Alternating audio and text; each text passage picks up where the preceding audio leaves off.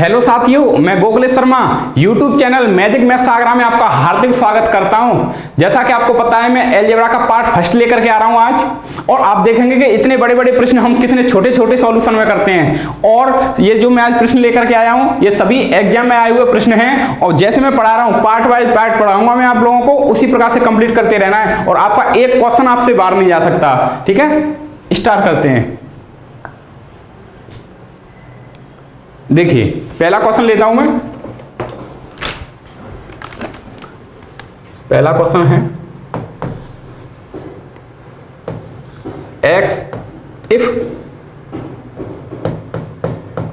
x plus y equal to 4 then find 2 upon x minus 2 plus 2 upon y minus 2। अब देखिए ये प्रश्न करने कैसे हैं सॉल्व। अब ये प्रश्नों को करने का तरीका क्या है। आपको पता है कि एक इक्वेशन दे रखा है, एक समीकरण दे रखा है x plus y equal to 4, और एक समीकरण दे रखा है, और आपको इसमें दो वेरिएबल दे रखे हैं। दो वेरिएबल दे रखे हैं, एक इक्वेशन है और दो वेरिएबल हैं, तो आप एक वेरिएबल को कुछ भी मान सकते हैं। जब एक इक्वेशन है, दो वेरिएबल हैं, तो आप एक वेरिएबल को कुछ भी मान सकते हैं। जब दो इक्वेशन हैं, तीन वेरिएबल हैं, तब आप एक वेरिएबल को कुछ भी मान सकते हैं। जब एक इक्वेशन है, तीन वेरिएबल हैं, तब आप दो वेरिएबल को कुछ भी मान सकते हैं। जैसा कि इसी बात को समझेंगे हम क्वेश्चंस के थ्रू। देखिए, तो x plus y equal to 4 है, तो मैं कह सकता हूं दो वेरिएबल हैं, एक इक्वेशन है, तो मैं कह सकता हूं कि y बराबर कितना हो जाएगा, 0 मान लिया मैंने। y बराबर 0 मान लिया मैंने। जब y बराबर 0 मान लिया मैंने, तो x बराबर कितना हो जाएगा, 4 हो जाएगा कि नहीं। जब y बराबर मैंने 0 मान लिया, तो x बराबर 4 हो जाएगा। आपको पता है इस बात के बारे में, तो मैं कह सकता हूं इस बात को कि y बराबर 0 है, तो ये 0 हो जाएगा, ये हट जाएगा यहां से। x बराबर कितना है, 4, तो आप इसे अब सॉल्व कर सकते हैं। देखिए, 2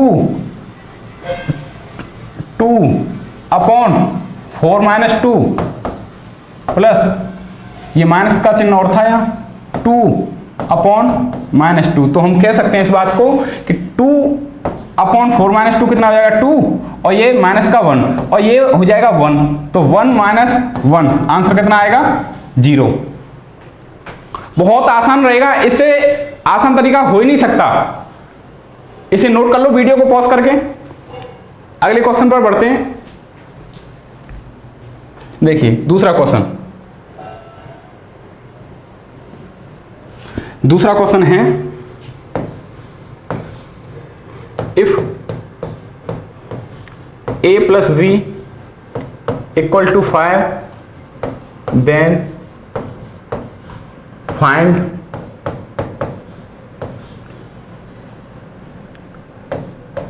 a माइनस 3 की पावर 7 प्लस b माइनस 2 की पावर 7। ये आपको पूछा है।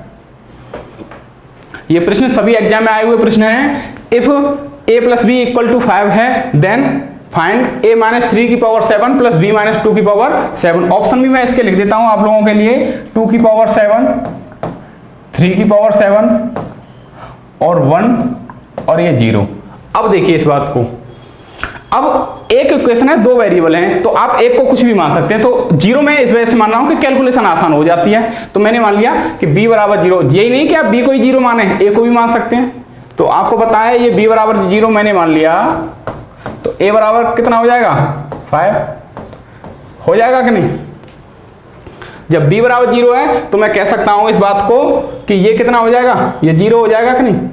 क्यों भाई, ये 0 हो जाएगा। और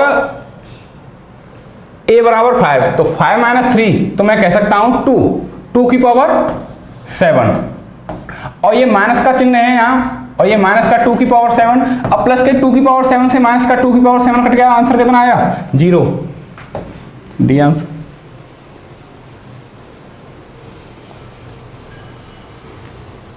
चलिए नेक्स्ट क्वेश्चन देखते हैं।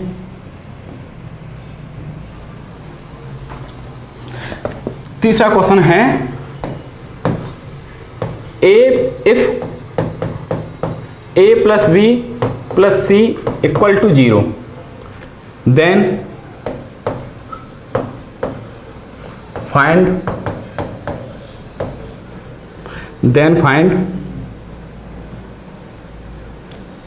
ए square plus B square plus C square upon A B plus B C plus C A, ये आपको पूछा है। अब आप मुझे बता सकते हैं कि एक इक्वेशन है और 3 वेरिएबल हैं। अब बात आपकी समझ में आ पा रही होगी।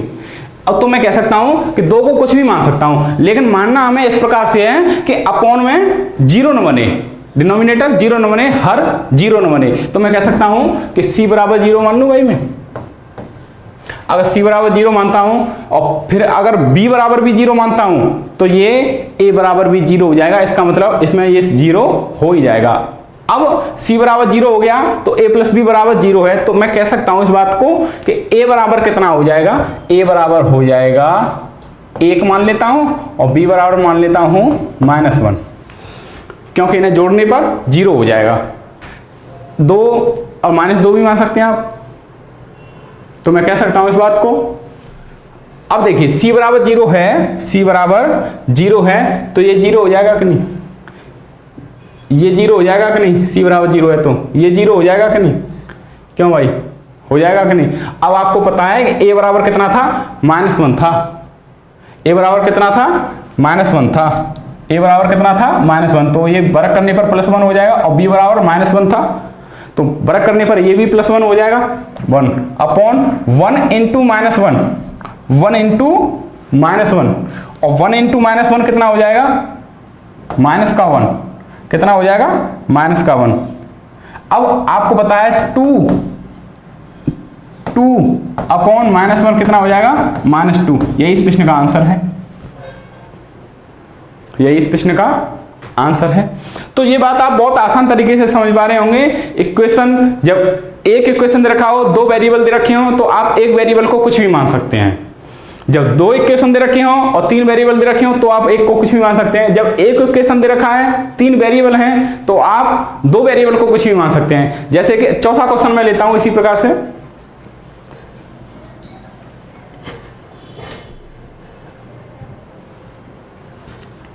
देखिए चौथा क्वेश्चन है, बहुत आसान क्वेश्चन है, बहुत बढ़िया प्रश्न है। If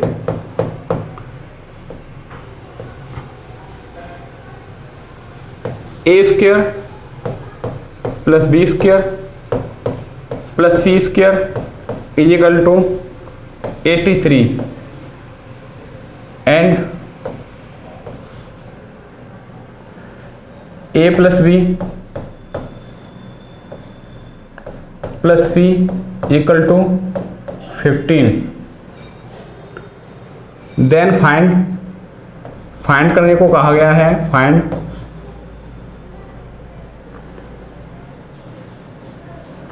A B plus B C plus C A, A B plus B C plus C A, ये आपको पूछा गया है। ऑप्शन में है इसके 69, 70, 71 और 72, ये क्वेश्चन है आपका।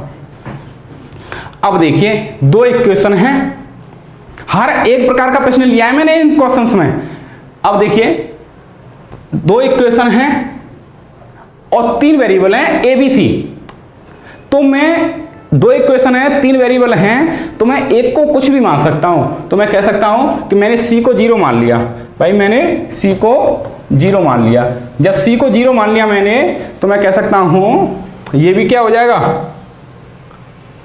ये तो हट जाएगा, यहां से हट जाएगा कि नहीं, बताओ, ये भी हट जाएगा यहां से, ये भी 0 हो जाएगा जो ये पूछा है। अब कुल मिलाकर के बात ये आई कि A square plus B square equal to 83 है and A plus B equal to 15 है, फाइंड ए बी। अब कितना आसान हो गया ये प्रश्न। आपको अगर संख्या पता है तो आप तुरंत ये संख्या बता सकते हैं, नहीं तो आपके पास में वो फॉर्मूला तो आसान है ही है कि आप कह सकते हैं कि ए प्लस बी का होल स्क्वायर इक्वल टू क्या होता है, A square plus B square plus 2ab। अब आप यहाँ a प्लस बी की जगह पर रख सकते हैं 15 का वर्ग कितना हो जाएगा 225 equal to a square plus B square की जगह पर रख सकते हैं 83 प्लस का 2ab। तो मैं कह सकता हूं कि यहां से 2ab बराबर हो जाएगा 225 माइनस के 83। तो मैं कह सकता हूं 5 में से 3 2, अब 22 160 70 5 3 2 और 22 माइनस 8 40 कितना हो जाएगा यहाँ पर 40। अब देखिए भाई, जब 2ab इक्वल टू 142 है तो आपको पता है कि ab पूछा है आपको, तो ab कितना हो जाएगा 71। यही इस प्रश्न का आंसर है ये। बोलो बात समझ में आई कि नहीं?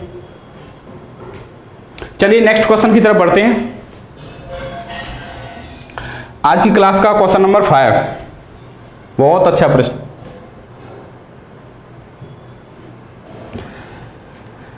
देखिए भाई,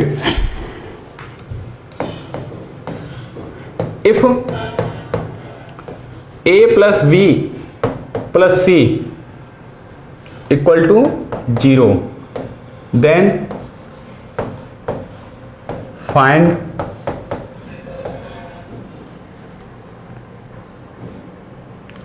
ए square plus B square plus C square upon a square minus b c, a square minus b c. अब आपको पता है इस बात के बारे में, ऑप्शन क्या है आपके, मैं ऑप्शन के लिए कह सकता हूं आप लोगों से 0 1 2 3, 0 1 2 3 ये ऑप्शन है इसके।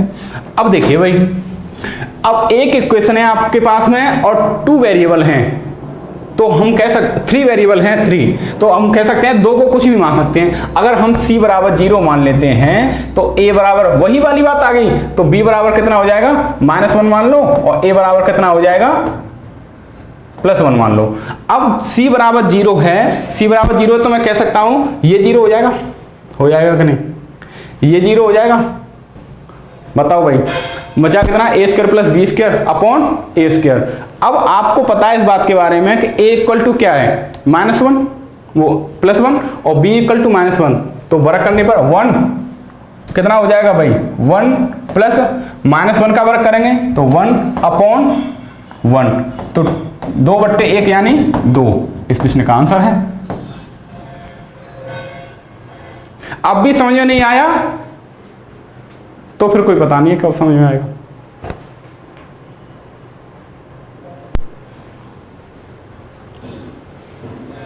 चलिए आज की क्लास का 6वां प्रश्न लेते हैं। अब मैं ऐसा प्रश्न ले रहा हूं जो कि उसमें 2 ही इक्वेशन हैं और 2 ही वेरिएबल हैं, तो हम नहीं मान सकते बिल्कुल। जैसे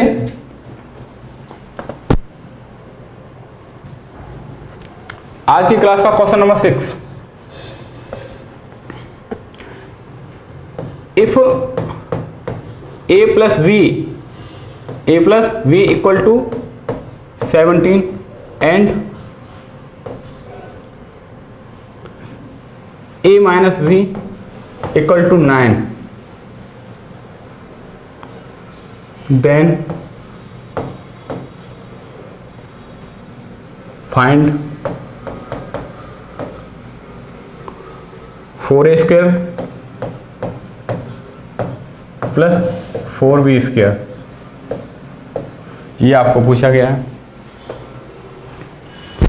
अब आपको पता है कि 2 इक्वेशन दे रखे हैं a प्लस बी और a माइनस बी, और 2 ही वेरिएबल हैं a और b, तो आप अब इनमें कुछ नहीं मान सकते। अब ये आपको इनकी वैल्यू फिक्स हो गई। अब आपको ये क्या करना है, सॉल्व ही करना पड़ेगा। a plus B equal to 17 और a minus b equal to 9, तो आप इन्हें जोड़ेंगे तो 2a इक्वल टू कितना हो जाएगा 26 और a इक्वल टू कितना हो जाएगा 13। जब a इक्वल टू 13 है तो आपको पता है यहां पर इक्वेशन में रखेंगे आप लोग, तो 13 और b 13 plus b equal to 17, तो b इक्वल टू कितना हो जाएगा, प्लस का 13 उधर जाएगा तो 4। तो a इक्वल टू 13 और b इक्वल टू 4 आप उसमें रख देंगे, तो मैं कह सकता हूं 4 इंटू ए स्क्वायर 13 का स्क्वायर 169 प्लस 4 b का वैल्यू कितना है 4, तो 4 का स्क्वायर इंटू 16। तो हम कह सकते हैं यार नाम 36 4 6 24 और 3 27 7 4 1 4 और 2 6 प्लस 64, ये हो जाएगा 0 4 और 740। यही इस प्रश्न का आंसर है। अब बात समझ में आ पा रही होगी।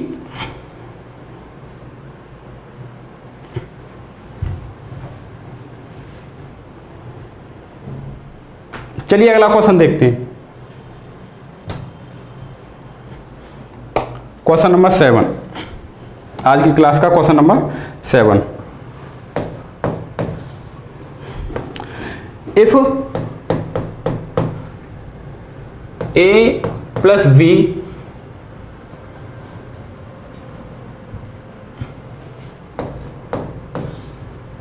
if a plus b minus c equal to 0,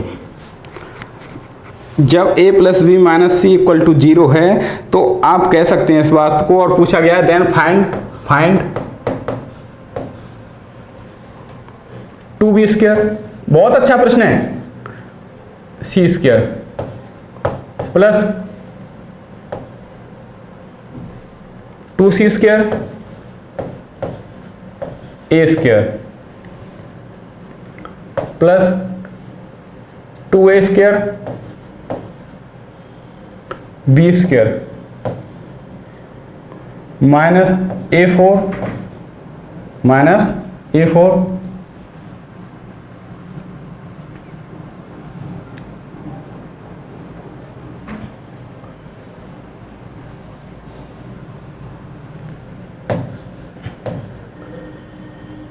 b4 और माइनस c4। ये वाली बात है भाई, इस प्रश्न को आपको बताना है। ऑप्शन भी लिख देता हूं मैं इसके। ऑप्शन है 0 1 -1 और 2। देखिए ये प्रश्न है आपके सामने।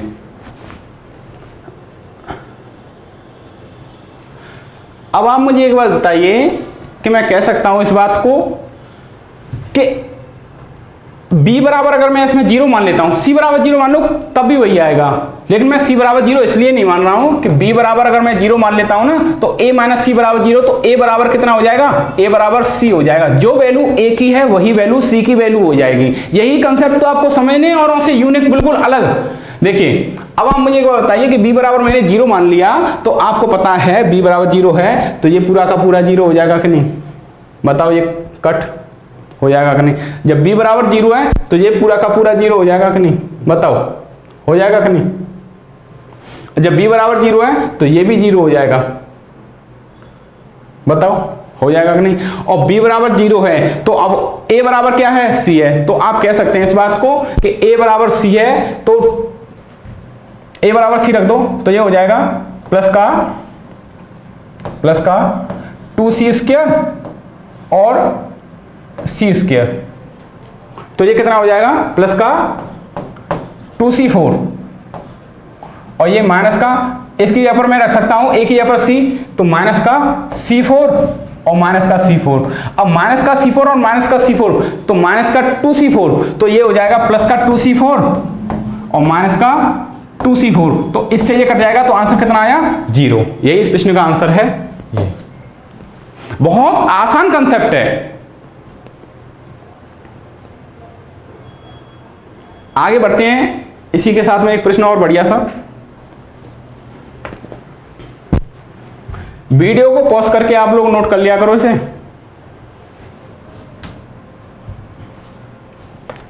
देखिए बहुत अच्छा प्रश्न है। आज की क्लास का क्वेश्चन नंबर 8।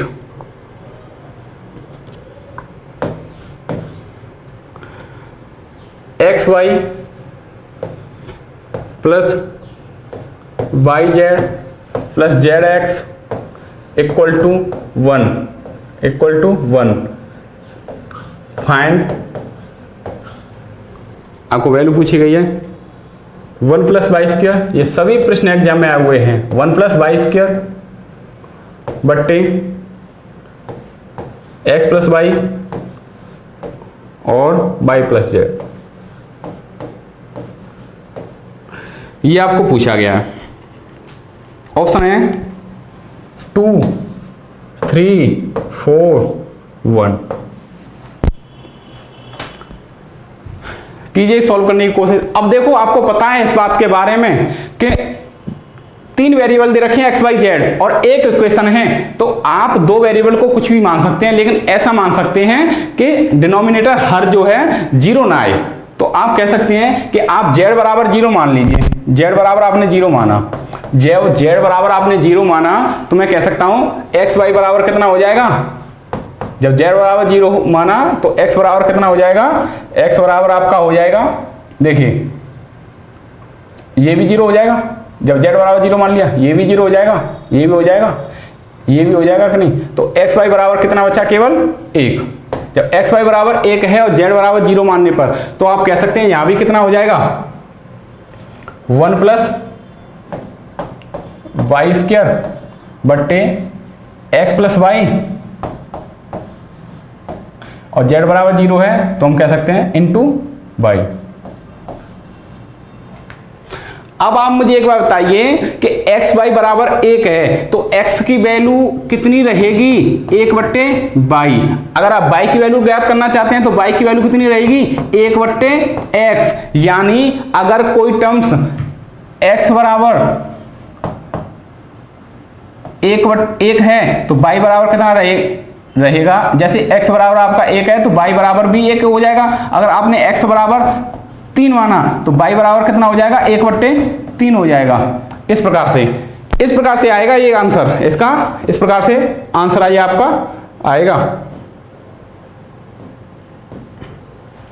तो कितना हो जाएगा ये 3।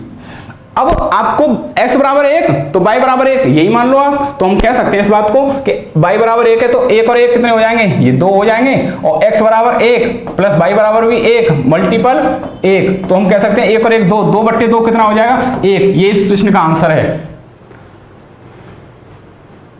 बोलो बात समझ में आई कि नहीं। अगर नई बात समझ में आई तो एक बार फिर से रिपीट करके देखेंगे। चलिए नेक्स्ट क्वेश्चन देखते हैं। नेक्स्ट क्वेश्चन,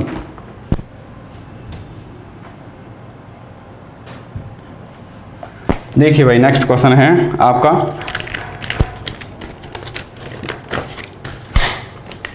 बहुत ही अच्छा प्रश्न है, 9वां प्रश्न।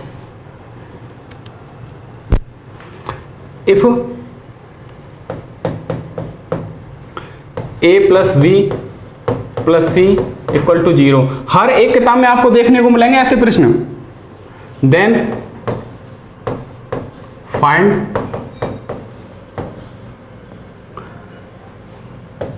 ए square plus B square plus सी स्क्वायर अपॉन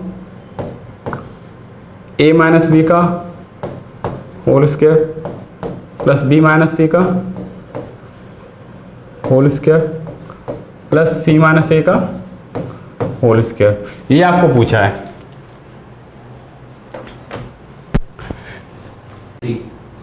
चलिए सॉल्व कीजिए इसे।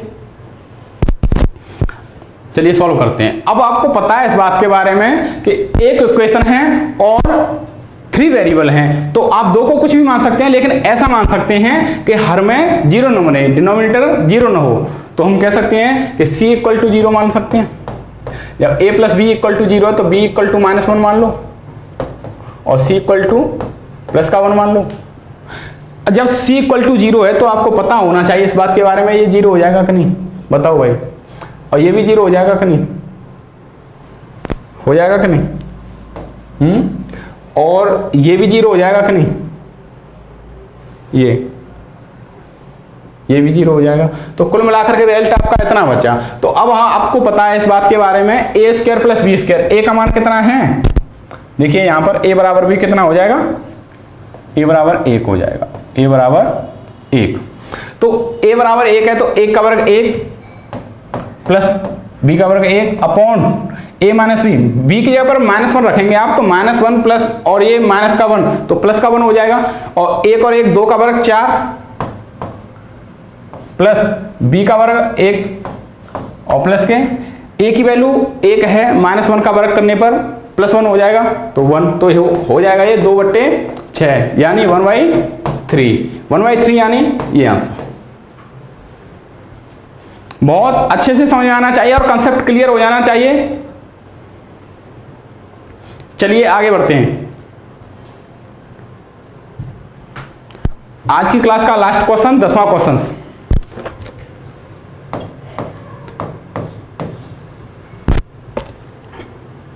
देखिए, if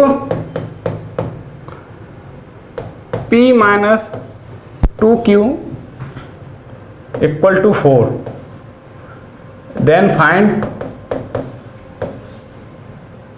pq minus 8qq minus 24 pq minus 64। ठीक है, ये जो सभी क्वेश्चन है ना, ये अलजेब्रा की एक किताब आती है उदय सी जहां, उसमें लिखे हुए हैं सभी ये क्वेश्चंस, तो उनमें आप देख लेंगे, बहुत अच्छी किताब। देखिए, if p minus 2q equal to 4 find pq minus के 8q, ये उसी किताब का प्रश्न है। तो आपको पता है कि एक इक्वेशन है और 2 वेरिएबल हैं, तो आप एक वेरिएबल को कुछ भी मान सकते हैं। मैं कहूं कि q बराबर मैंने 0 मान लिया, जब q बराबर 0 है तो मैं कह सकता हूं p बराबर कितना हो जाएगा, 4 हो जाएगा कि नहीं, बताओ भाई, हो जाएगा कि नहीं। और जब मैंने q बराबर 0 माना है तो ये 24 pq ये सभी पूरा का पूरा 0 हो जाएगा कि नहीं, बताओ, हो जाएगा कि नहीं, ये 0 हो जाएगा कि नहीं, बताओ, हो जाएगा कि नहीं। p की वैल्यू कितनी है, 4, और 4 का वर्ग कितना रहेगा, 64, कितना रहेगा भाई, 64, और माइनस का 64, कुल मिलाकर के रिजल्ट कितना आया, 0 आंसर।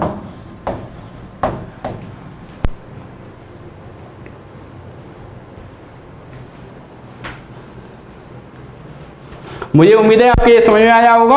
और आज आपको मैं अपने दिल की बहुत ही सुंदर शायरी सुनाना चाहता हूं, जो कि मेरे व्यवहार में आई हुई है आजकल। देखिए, मोती की जगह पर मिट्टी हाथ में आए, मोती की जगह पर मिट्टी हाथ में आए, इतनी गहराई में जाने की जरूरत क्या है, और हमने ही जिसे बाजार में बिकने से बचाया वही हमसे पूछता है कि तुम्हारी कीमत क्या है। तो मुझे उम्मीद है कि आपको वीडियो पसंद आया होगा। लाइक शेयर सब्सक्राइब जरूर करें। Okay, bye.